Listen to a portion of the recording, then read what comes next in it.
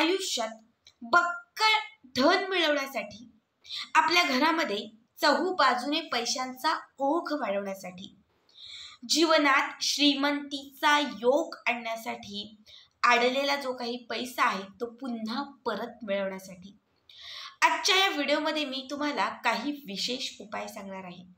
यातील एक जरी उपाय तुम्ही केलात तरी तुमच्या आयुष्यात तुम्ही धनवंत बनाल। माता लक्ष्मी तुमच्या घराकडे खेचली जाईल आणि घरात प्राप्त असणारी जी लक्ष्मी आहे ती स्थिर होईल। बघा, बऱ्याच वेळा आपण श्रीमंत होण्यासाठी किंवा आयुष्यात काहीतरी मोठं बनण्यासाठी खूप कष्ट करतो। कष्ट कुणालाच चुकत नाही। आपल्या जीवनाचं अंतिम सत्य जे आहे ते म्हणजे कष्ट आहे। कष्ट मेहनत प्रत्येकाला करायची आहे, पण बऱ्याच वेळा काय होतं, खूप कष्ट करतो, खूप मेहनत करतो, पण हवं तेवढं फळ मिळत नाही। एक छोटंसं स्वतःचं स्वप्न असतं की आपल्या हक्काचं एक घर बनावं, आणि ते घर घेण्यासाठी किंवा ते हक्काचं घर होण्यासाठी घरातील 4 व्यक्ती आहेत, 5 व्यक्ती आहेत, सगळे राबतात, कष्ट करतात, पण तरीही ते स्वप्न काही पूर्ण होत नाही, कारण तुमचं नशीब तुम्हाला साथ देत नाही। उपाय आणि सेवा, बघा, कष्टासोबत उपाय आणि सेवा केल्याने काय घडतं, तर आपण जे कष्ट आणि मेहनत करत आहोत त्याला नशीब साथ देतं।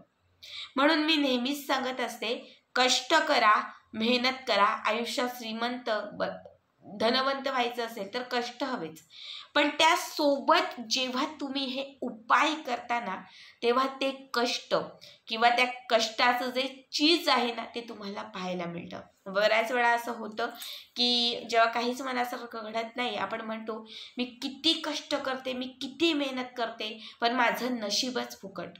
पण बऱ्याच वेळा असं होतं की एक छोटंसं काम केलं तर त्याचा लगेच मोबदला मिळतो आणि आपण म्हणतो खरंच मी कष्ट केले आणि त्याचं चीज झालं।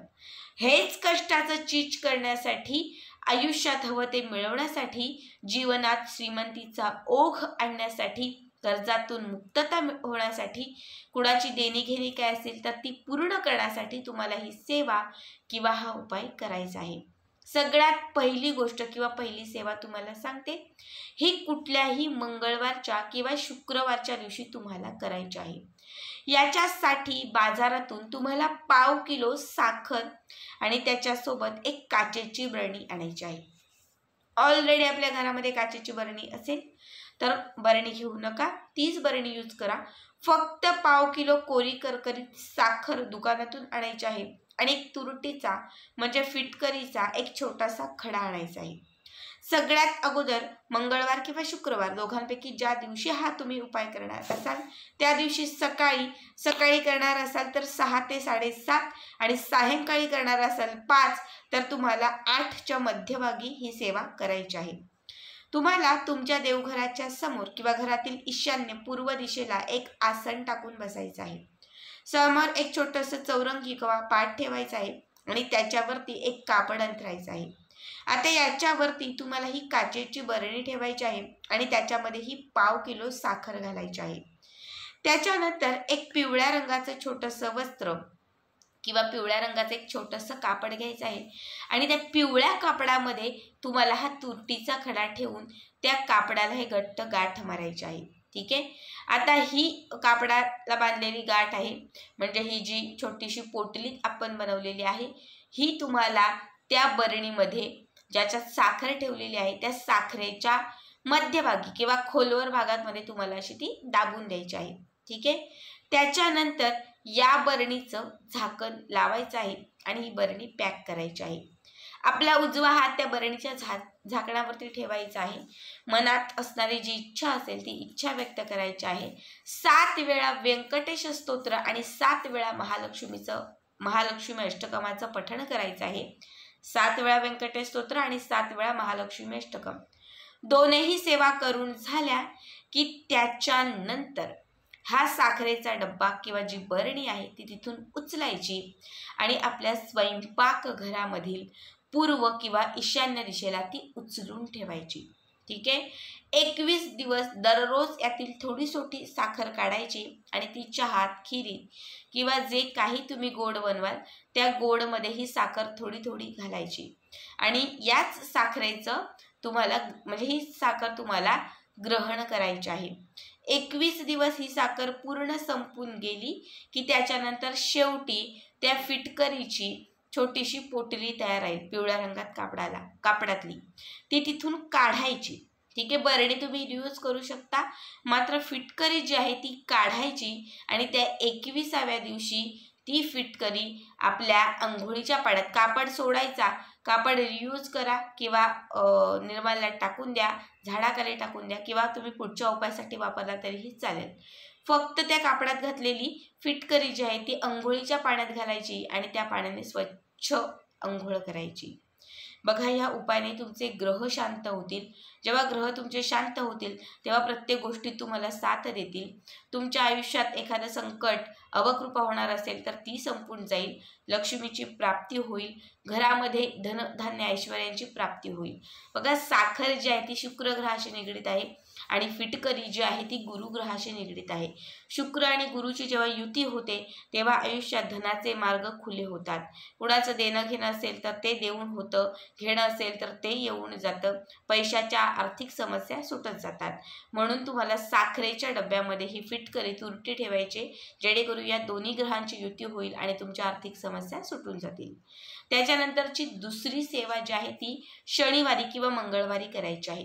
कुठल्याही शनिवारी किंवा कुठल्याही मंगळवारी. याच्यासाठी तुम्हाला काय करायचं आहे तर 21 अख्ख्या वेलच्या किंवा इलायच्या, वेलदोडा कोणी म्हणतं, ह्या वेलच्या घ्यायच्यात 21 मोजून. ठीक आहे.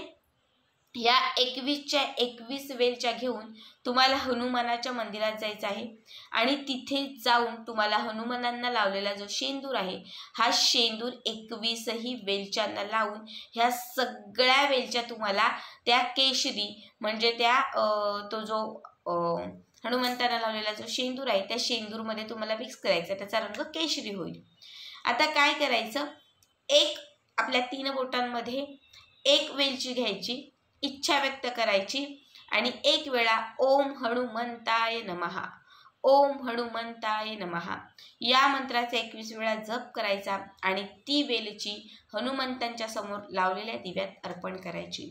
पुन्हा दुसरी वेलची घ्यायची, इच्छा व्यक्त करायची, ओम हनुमंताय नमः या मंत्राचा जप करून पुन्हा ती वेलची त्या दिव्यात अर्पण करायची. अशा 21 वेलच्या ज्या घेतलेल्या आहेत त्यातील 11 इलायच्या, 11 वेलच्या ह्या दिव्यात अर्पण करायच्या आहेत आणि शेवटच्या राहिलेल्या ज्या 10 वेलच्या आहेत त्या हनुमंतांच्या चरणांना अर्पण करायच्या आहेत. प्रत्येक वेळी वेलची अर्पण करत असताना जी इच्छा असेल तर ती इच्छा व्यक्त करायची आहे आणि त्याच्यानंतरच ती तिथे अर्पण करायची आहे.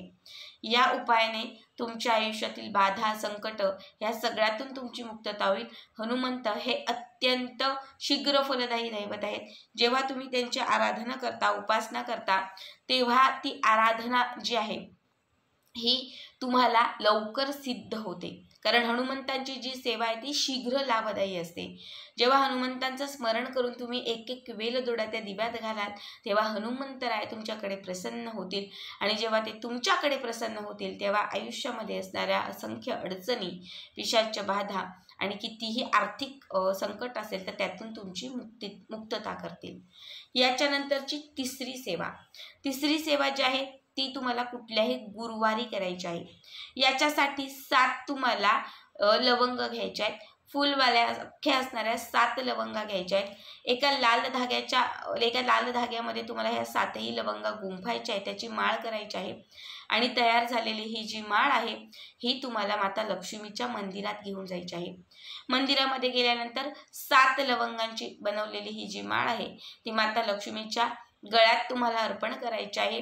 आर्थिक परिस्थिती सुधारण्यासाठी, इच्छा पूर्ण होण्यासाठी प्रार्थना करायची आहे आणि तिथे बसून 1 वेळा कणकधारा स्तोत्र येत नसेल तर 1 वेळा श्री सूक्तम फलश्रुती सहित म्हणायचं आहे आणि 1 वेळा तुम्हाला माता लक्ष्मीचं महालक्ष्मी अष्टकं म्हणायचं आहे.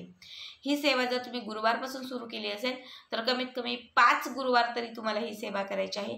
5 गुरुवार तुम्हाला प्रत्येक गुरुवारी ही लवंगांची माळ घेऊन माता लक्ष्मीच्या मंदिरात जाऊन ती तिथे तिच्या गळ्यात अर्पण करायची आहे.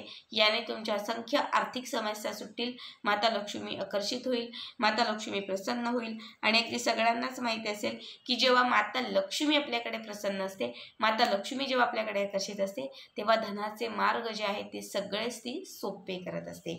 अत्यंत साध्या सोप्या या 3 सेवा आहेत. यातील जशा जमतील तशा सेवा नक्की करा.